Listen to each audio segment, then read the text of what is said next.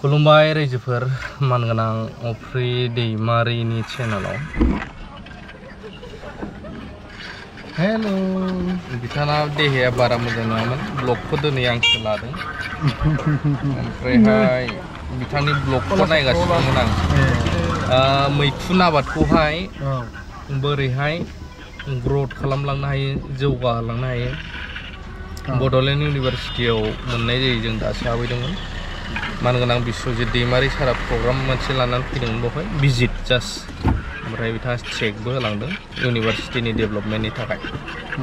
दा बेवहाय जों मिथिबानो मोनबाय जे मैखुना जायखौ जोङो माशरुम होनबा बांसिन बुजियो पार केजि 150निफ्राय लानानै 1.5 लाखसिम दं जाहैदों बोरै गायनांगौ बोरै मानांगौ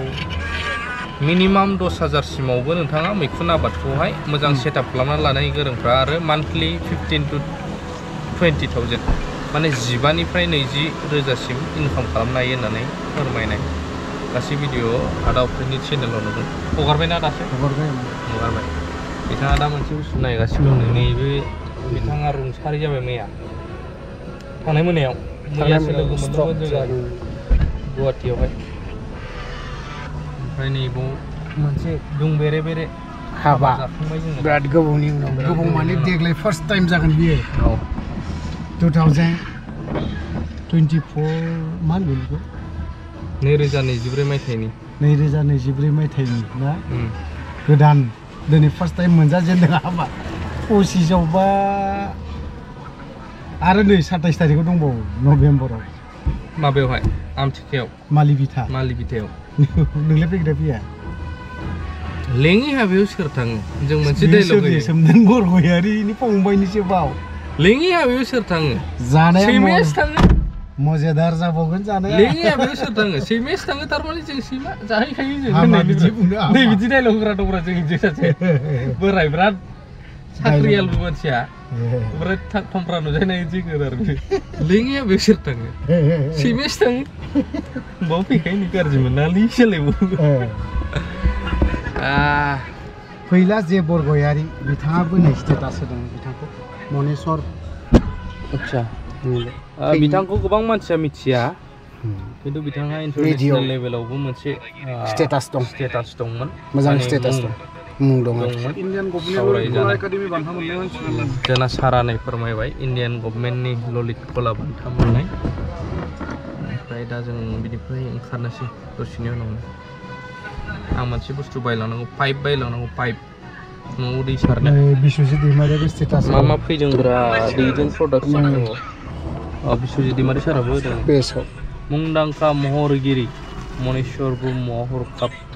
जोंखौ अरायनि थाखाय नागारलांनायाव जोबोद दुखु मोनदों बिथांनि जिउमाया सोरगोआव आलो गोजोनै थाहैनो हाथोंसै रिप रेस्ट इन पिस होनो बेखौ गोजोनावहाय आच्छा थाहैदो बियो सानसे समाव 16टा गुलि जानानैबो थैयाखै बियो 16टा आन्दलनाव बै पुलिसनि गुलि ना बैनाय अलंबार बैनाय दोनैसोलै माबा बुन्दुनि नंगौ बे जाना ओंखारबाय जोङो लांगोनसो दां ना बेनिफ्राय लांगोन औ नैबे टेङावरियावनो जोंनि न' खाथियावनो होमबाथ' बहायबो जानाया मजादार जागोन मोजां दे आदा अफ्रिनि बिबोनां फैदोंमोन बारा गोबाव खालामला आंबो मोनसे ब्लग होदोंमोन ना मैया बेसेबां लांगोथाय आच्छा नै बिनि रावा जोबाखैना 16टा गुलि जानाया ओरैबायदि जादों बिनि 16टा गुलि जानायखौ आं भिडिअ लाहैनो थांनो सानबाय थादोंमोन गेजेराव बिबो फन हरखादोंमोन नैबे मानसिया आदा मनेस्वरा फन हरखादोंमोन ओमफ्राय एनडिएफबि आफादजोंबो बहुत माखासे खामानि मावफादों सिजफायारनि उनावसो दै बिराद खामानि मावदों आरो बियो 16टा गुलि गब्लंजोबदोंब्रा होमबाबो थैयाखै दासो बेमारजोंसो थैफैलाबायबाय औ दासो बेमारजों माने बेमारखौनो होनसिगोन दाखालि फन हरदोंमोन सप्ता खनसेसो जाबाय फन हरनाया